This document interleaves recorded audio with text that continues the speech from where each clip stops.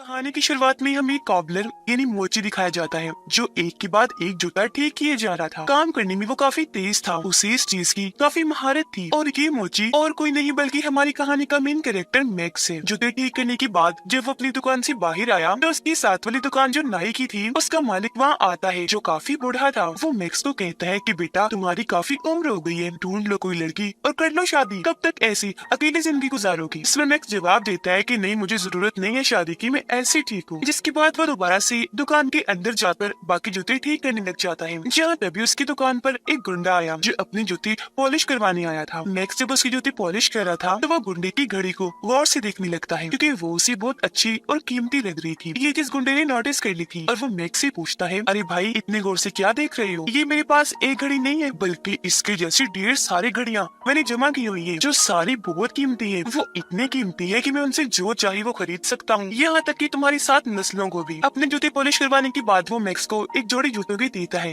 ये कहते हुए कि ये फट गए हैं, इन्हें सिलाई कर दो, मुझे शाम तक चाहिए क्योंकि मैंने इन्हें पहनकर एक पार्टी में जाना है। अब जब मैक्स उसके जूते ठीक कर रहा था तो अचानक उसकी मशीन में चिंगारियां उठने लगी जिससे मशीन में खराबी हो गई और वो बंद हो गई। इस वजह से मैक्स मैकेनिक को कॉल करता है और उससे कहता है कि मुझे अपनी मशीन अर्जेंट ठीक करवानी है। इस पर मैकेनिक ये कहकर मना कर देता है कि भाई देखो 2-3 दिन तक मैं बहुत मसरूफ हूँ तो इतनी जल्दी तुम्हारी मशीन ठीक नहीं कर सकता। जो सुनकर मैक्स परेशान हो गया क्योंकि उसे कैसे भी करके शाम तक गुंडे के जूते ठीक करके देने थे। तभी उसे याद आया कि बेसमेंट में भी हमारी एक काफी पुरानी मशीन पड़ी है जिसे पहले मेरे डैड इस्तेमाल करती थी, उनसे पहले दादा और फिर उनसे पहले परदादा, यानी वो खानदानी मशीन थी। अब उस मशीन पर जाकर मैक्स गुंडे के जूते आराम आराम से ठीक करने लगता है और वो जूते ठीक करने में कामयाब रहता है। जिसके बाद वो रात भर गुंडे के आने का इंतजार करने लगा, पर जब वो नहीं आया तो मैक्स जूतों का नंबर देखता है जो 10:30 था। वो सोचता है ये तो मेरा ही नंबर है, चलो पहन के देखता हूँ। अब जैसे उसने जूते पहने हैरत वो भी गुंडे का रूप ले लेता है। जब उसने शीशे में देखा कि मैं गुंडा बन गया हूँ उसे झटका लगा। अब वो जैसे जूते उतारता है दोबारा से अपने रूप में वापिस आ जाता है। फिर वो जाकर दुकान बंद करता है। वापिस आकर उसने दोबारा जैसे जूते पहने वो फिर से गुंडा बन जाता है। चौंक कर एक जगह पर बैठ गया। उसे कुछ समझ नहीं आ रही थी कि आखिर ये मेरे साथ हो क्या रहा है। वो 10:30 नंबर के और जूते ढूंढता है जो उसे मिल भी जाते हैं, लेकिन जब उसने पहनी तो उसका रूप नहीं बदला। अब की बार वो हैरान रह गया ये सोचकर कि ये क्या हुआ, अब मैंने ऐसा क्या कर दिया जो जूते पहनने से भी मेरा भेष नहीं बदला। उसने जब जहन पर जोर डाला तो उसे याद आया, ओ हाँ, मैंने गुंडे के जूते अपनी मशीन से नहीं बल्कि उस पुरानी मशीन से सिलाई किए थे, तो शायद उसमें ही कोई जादू है। इसीलिए अब वो किसी और के जूते उसी मशीन से ठीक करता है। टांके लगाकर उसने जैसे जूते पहने वो अब सच में जूतों के मालिक का भेष ले लेता है। जिसके बाद वो कई सारे जूतों को टांके लगाकर उन्हें पहन पहन कर देखता है क्योंकि जब भी उसका रूप बदलता था उसे बहुत मजा आ रहा था। ऐसा लग रहा था जैसे किसी छोटे बच्चे के हाथ में कोई अनोखा खिलौना लग गया हो। वो गलती से एक बूढ़े आदमी के जूते पहन लेता है जिसका चेहरा जख्मी डरावना था। ये रूप लेकर वो जैसे शीशे में देखता है डर की वजह से उसकी तो हालत ही खराब हो जाती है। अब ना जाने उसके दिमाग में क्या आता है, वो एक लड़की की हाई हील्स वाला जूता उठा लेता है। उन्हें टांके लगाकर जब पहनता है तो वो उसी औरत का रूप ले लेता है जो औरत जवान नहीं थी बल्कि उसकी उम्र थी। अब अपने इस रूप को भी देखकर वो खुश होने लगा था। अब वो एक बूढ़े आदमी का रूप लेकर नाई की दुकान पर जाता है ये चेक करने के लिए कि वो मुझे पहचानता है या नहीं, पर नाई अंकल तो उसे जरा भी नहीं पहचान पाते, जिससे दिल ही दिल में वो खुश होने लगता है। अब वो भेस बदल कर जाता है एक महंगे होटल जहाँ से वो बहुत सारा महंगा महंगा खाना ऑर्डर करता है और उन्हें खूब मजे लेकर खाता है। और जब बारी आती है बिल देने की तो वो चुपचाप वॉशरूम में जाता है और अपने जूते पहनकर अपने रूप में आ जाता है और बगैर बिल दिए वहाँ से चला जाता है। अब आगे जब वो सड़क से जा रहा था तो उसकी नजर एक अमीर आदमी पर जाती है जिसकी गाड़ी उसे पहले ही नजर में बहुत पसंद आ गई थी, इसीलिए वो उस आदमी का पीछे करने लगता है। वो फिर गुंडे का रूप लेकर उसके पास जाता है और उस अमीर आदमी से पूछने लगता है, भाई आपके जूते का नंबर क्या है? अब वो अमीर आदमी जिस गुंडे से डरता था झट से बता देता है 10:30 है नंबर मेरा। जो सुनकर मैक्स मुझे कहता है परफेक्ट है, जबरदस्त, तो अब जल्दी से अपने जूते उतार कर मुझे दे दो वरना यही तुम्हारी जान ले लूंगा। अब वो पहले ही डरा हुआ था इसलिए फौरन ही अपने जूते उतार कर उसे दे देता है। जूते पहनने के बाद उस आदमी का रूप लेकर उसकी गाड़ी में बैठ जाता है और रात भर उसकी गाड़ी में सैर करता है।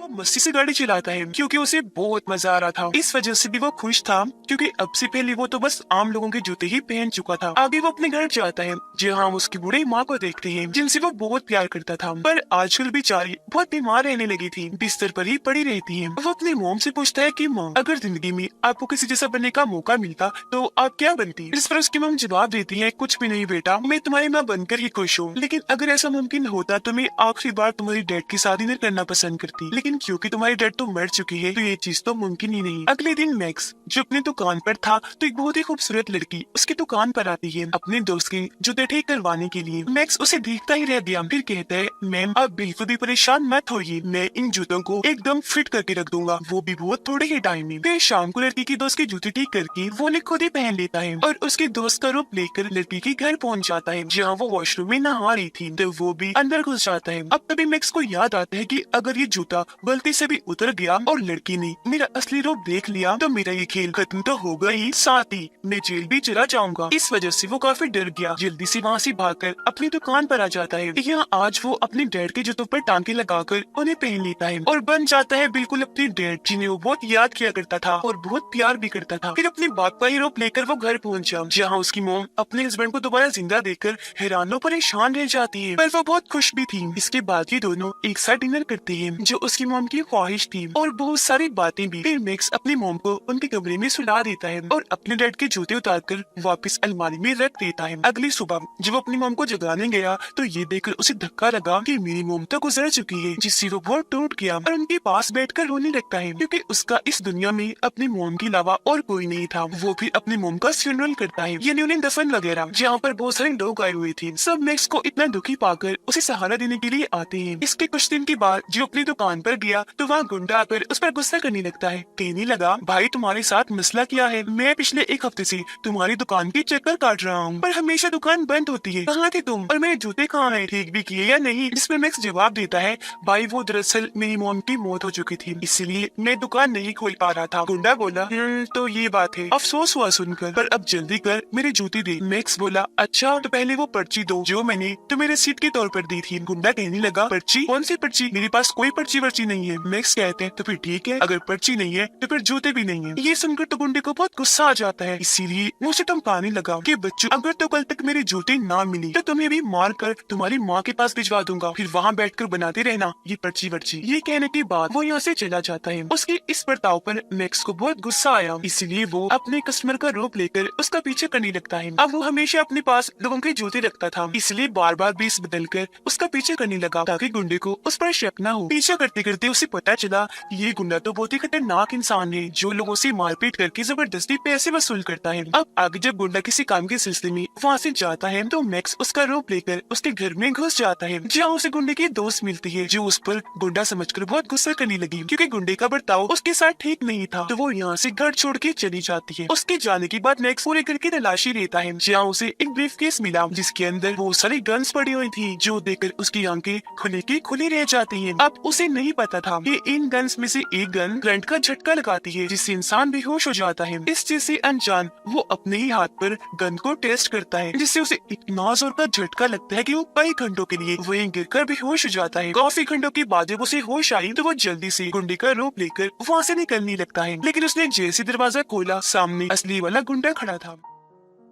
अब अपने बेरूपिये को अपने ही घर में पाकर उसे बहुत बुरा लगा। उसे हैरत तो हुई लेकिन वो उस पर झपट पड़ता है, उसे बहुत सारे मुक्के मारता है और जान से मारने की कोशिश करता है, पर उससे पहले ही मैक्स झटकी वाली गन से उस पर शूट करता है। गुंडे को भी जोरदार झटका लगा जिससे वो वहीं गिरकर बेहोश हो जाता है। इस चीज का फायदा उठाकर मैक्स जल्दी से उसे रस्सियों की मदद से बांध देता है। आगे जब गुंडे को होश आई तो वो अपने सामने एक बच्चे को पाता है जो जाहिर है और कोई नहीं बल्कि मैक्स ही था। वो गुंडे से कहता है कि देखो भाई मैं तुम्हें कोई नुकसान नहीं पहुंचाऊंगा, तो मुझे बस इतना बता दो कि वो तुम्हारी महंगी महंगी घड़ियां कहाँ रखी है। इस पर गुंडा हंसने लगा ये कहते हुए कि मैं तो नहीं बताऊंगा और हाँ बस मुझे यहाँ से निकलने दे, फिर देखना मैं तुम्हें जान से मार डालूंगा। मैक्स हंसते हुए बोलता है पागल हो क्या, तुम रस्सियों में बंधे हुए हो, मुझे मारने के लिए तुम्हें पहले इन रस्सियों से आजाद होना पड़ेगा। जिसके बाद वो उसी औरत का रूप लेकर दोबारा से गुंडे के पास आया और उसे धमकाने लगता है कि जल्दी बता दो वो घड़ियां कहाँ रखी है वरना मैं तुम्हारा वो हाल करूंगा कि तुम याद रखोगे। इस धमकी से गुंडा थोड़ा घबरा गया, इसीलिए उसे घड़ियों का पता बता देता है कि वो कहाँ है। घड़ियां लेने के बाद मैक्स वहाँ से जाने ही वाला था कि तभी वो दरवाजे के सुराग से देखता है कि बाहर भी दो लड़के खड़े हैं जो गुंडे ही लग रहे हैं। इसीलिए वो वापस गुंडे के पास आकर पूछता है ये दोनों कौन है। इस पर गुंडा जवाब देता है कि ये दोनों मेरे ही लड़के हैं जो मेरे एक ही इशारे पर किसी को भी कहीं भी मार सकते हैं। इस पर गुस्से में मैक्स उसे पूछता है कि बकवास बंद करो, अपनी तारीफें करना बंद करो, बताओ कि ये यहाँ क्या करने आई है। गुंडा जवाब देता है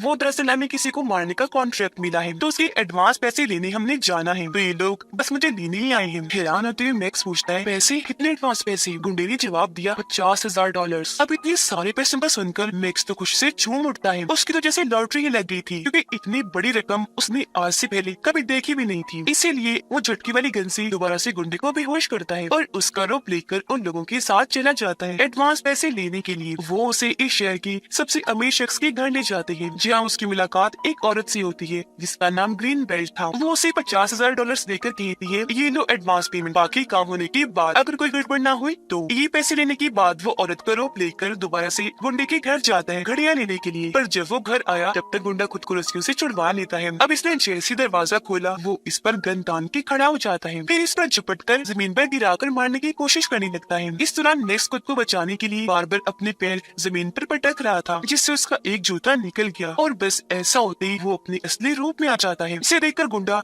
एकदम हैरान रह गया, उसे झटका लगा, ओ ये क्या। पर जब मैक्स ने वहाँ से भागने की कोशिश की तो गुंडा उसे दोबारा से पकड़ लेता है और फिर से मारने की कोशिश करने लगा। पर खुद को छुड़वाने के लिए मैक्स अपने सैंडल की हाई हील से उस पर हमला करता है। हाई हील गुंडे की गर्दन में घुस गई, जिससे वो वहीं गिर गया। उसका गला फट गया था, जिसमें से बहुत सारा खून आने लगा और यहीं पर गुंडे की मौत हो जाती है। अब ये देखकर मैक्स काफी परेशान रह गया। वो डर भी गया था, क्योंकि आज से पहले उसने इतना बड़ा गुनाह नहीं किया था। वो वहाँ से भाग जाता है। घबराहट में घड़ियां पैसे भी वहीं भूल गया था। घर जब आया तभी उसे सुकून नहीं आ रहा था, उसे दुख हो रहा था। इसीलिए खुद ही को इस चीज की सजा देने के लिए वो पुलिस स्टेशन पहुंचा, जहाँ पर वो ऑफिसर्स को सारी बात बताकर खुद को उनके हवाले कर देता है। लेकिन जब पुलिस वाले उसके साथ गुंडे के घर आए तो वहाँ लाश तो दूर की बात, उसके खून का हल्का सा निशान भी नहीं मिलता और तो पैसे और घड़ियां भी वहाँ से गायब हो चुकी थी। जो सब देखकर मैक्स काफी हैरान और परेशान रह गया कि ये क्या हो गया। अब ये देखकर पुलिस को गुस्सा आया, क्योंकि उन्हें लग रहा था कि मैक्स पागल है और इसने हमें भी पागल बनाने की कोशिश की। इसलिए वो मैक्स को कहते हैं, या तो तुम किसी मेंटल हॉस्पिटल में जाकर दिमाग के डॉक्टर को चेक करवाओ या खुद ही पागल खाने दाखिल हो जाओ। जो कहकर वो यहाँ से चले जाते हैं। अब जब मैक्स अपनी दुकान पर वापस आया तो वहाँ उसे पैसों और घड़ियों से भरा हुआ बैग भी मिल जाता है और साथ ही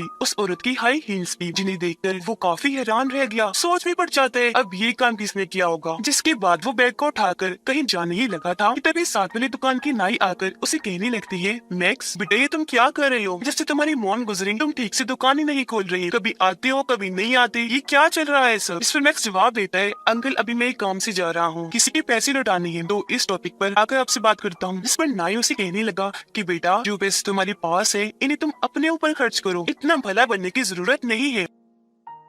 अब मैक्स को उसकी बात की समझ नहीं आई कि आखिर वो कहना क्या चाह रही है, और क्योंकि वो भला इंसान था तो किसी के पैसे भी नहीं रख सकता था, इसीलिए नाई की बात सुने बगैर ही वो पैसे लौटाने चला जाता है। वो औरत का ही रूप लेकर ग्रीन बेल्ट के पास पहुंचा और उसे कहने लगा कि वो गुंडा आपका काम नहीं कर सकता, उसकी तरफ से मैं आया हूँ तो लीजिए अपने पैसे वापिस। ये सुनकर ग्रीन बेल्ट कहती है कि मेरे लिए ये पैसे कोई मायने नहीं रखती, मुझे तो बस अपना काम चाहिए। जो कहने के बाद वो अपने आदमियों को घेरकर मैक्स पर हमला करवा देती है। उन्होंने मैक्स को मारकर बेहोश कर दिया और ये उसे अगवा कर लेती है। फिर जब दो लोग उसे अगवा करके ले जा रहे थे तो वो जूते बदलकर उस बुढ़े आदमी के जूते पहन लेता है, जो डरावना सा था, जिसके चेहरे पर निशान थी। उसका रूप लेकर ये दोनों को डरा देता है और क्योंकि चेहरा सच में बहुत अजीब था तो वो दोनों लोग डर जाते हैं। उनके गाड़ी पर से ध्यान हट गया, जिससे एक्सीडेंट हो जाता है। इसमें वो दो लोग तो जख्मी हो गए थे और मैक्स बड़े ही अंदाज से गाड़ी से उतरता है और वहाँ से चला जाता है। अगली सुबह अपनी दुकान पर बैठकर वो जब कोल्ड ड्रिंक पी रहा था तो वो गलती से वहाँ गिर जाती है। जब उसका ध्यान इस तरफ गया तो उसके हाथ एक कागज लगता है, जो एक पोस्टर था जो उसे एक लड़की ने दिया था, जो एक जगह पर वर्कर थी और वो एक बूढ़े आदमी को बचाना चाहती थी, क्योंकि कुछ लोग जबरदस्ती उस बूढ़े आदमी से उसका घर खाली करवाना चाहती थी। पोस्टर को देखकर मैक्स को याद आया कि यही वो बूढ़ा आदमी है जिसे ग्रीन बेल्ट गुंडे की हाथ मरवाना चाहती थी। इसीलिए मैक्स अगले ही दिन उस वर्कर लड़की से मिलता है और उसे इस सब के बारे में बता देता है। तो ये दोनों जल्दी से उस बूढ़े आदमी के पास पहुँचे उसे इस सब के बारे में आगाह करने के लिए। वो बूढ़ा आदमी इन्हें अंदर बुलाता है, कहने लगा कि तुम दोनों का बहुत बहुत शुक्रिया, अच्छा किया जो तुमने मुझे बता दिया कि कुछ लोग मुझे मारना चाहते हैं, लेकिन हाँ कुछ भी हो जाए मैं ये घर खाली करने वाला नहीं हूँ, क्योंकि मैं यही पला बड़ा हूँ। इस घर में मेरी यादें हैं, तो मरूंगा भी मैं इधर ही। अब मैक्स को एक आइडिया आता है। वो बूढ़े आदमी से पूछने लगा, अंकल आपको किस नंबर का जूता आता है? तो वो बताने लगा कि 10.5 बेटा। इस पर मैक्स सोचता है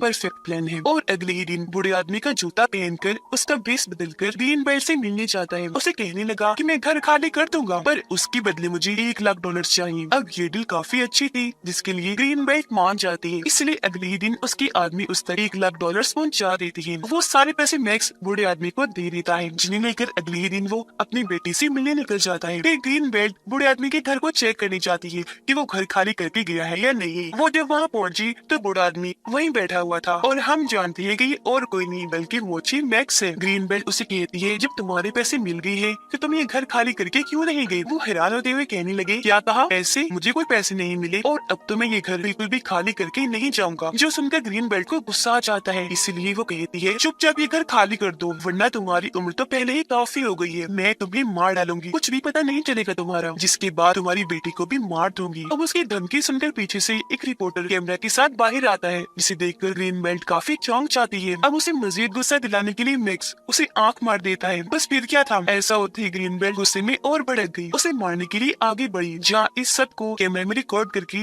टीवी पर चलाया जाता है, जिससे ग्रीन बेल्ट को गिरफ्तार कर लिया जाता है धांधली करने के जुर्म में। अगले दिन जब वो अपनी दुकान पर था तो वर्कर लड़की उसके पास आती है, कहने लगी कि शुक्रिया मेरी मदद करने के लिए और चलो शाम को खाने पर चलते हैं। अब मैक्स क्योंकि उसे पसंद करता था इसलिए वो मान जाता है।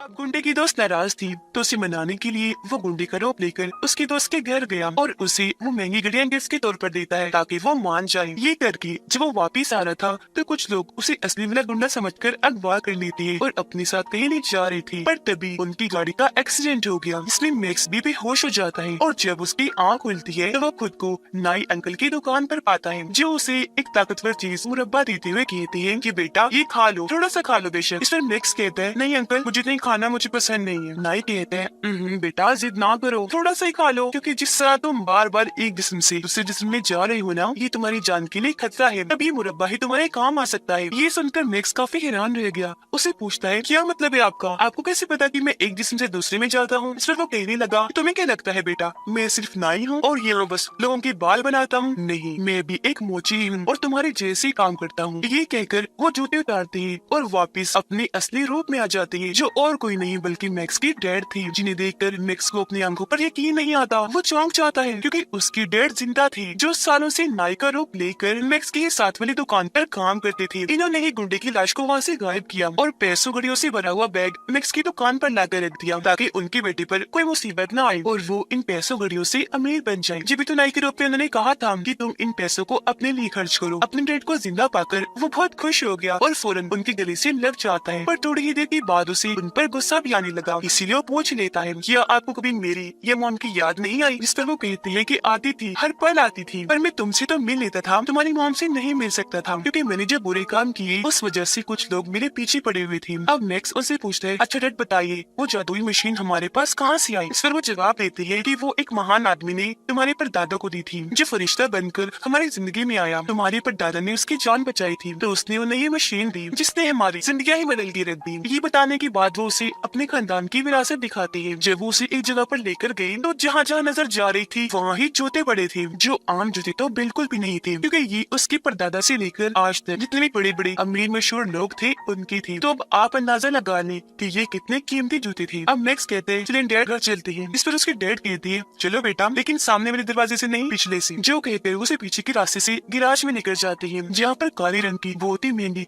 खूबसूरत गाड़ी खड़ी थी, जिसे चलाना हर किसी का सपना था और इसे चलाने के लिए उसके डैड ने एक बहुत अच्छा ड्राइवर भी रखा हुआ था। जिसके बाद उसके डैड बताते हैं कि बेटा, हमारा इसके अलावा और भी काफी बड़ा बिजनेस है। तुम्हें अभी तक यही पता होगा कि हम सिर्फ जूते सीने का काम करते हैं, पर सिर्फ यही नहीं, हम ड्राई क्लीनिंग का भी काम करते हैं और हमारे पास जितने भी लोगों के कपड़े आते हैं उन्हें भी हम इस मशीन से टांका लगाकर अपने मकसद के लिए इस्तेमाल करते हैं। तो बेस बदलने वाला चक्कर न सिर्फ जूतों के साथ है बल्कि कपड़ों के साथ भी है और कपड़े भी अमीर अमीर बड़े लोगों के हैं। तो हम दुनिया में किसी भी इंसान का रूप लेकर वो बन सकते हैं, जो कोई आम बात नहीं, एक बहुत बहादुरी ताकत की बात है। ये बताने के बाद वो अपनी इस गाड़ी में बैठकर यहाँ से घर के लिए निकल जाते हैं। ये जिंदगी उन्हें बहुत खुशियाँ देती है, वो सुकून से अपनी जिंदगी गुजार रही थी और इसी के साथ ये फिल्म इधर ही खत्म हो जाती है।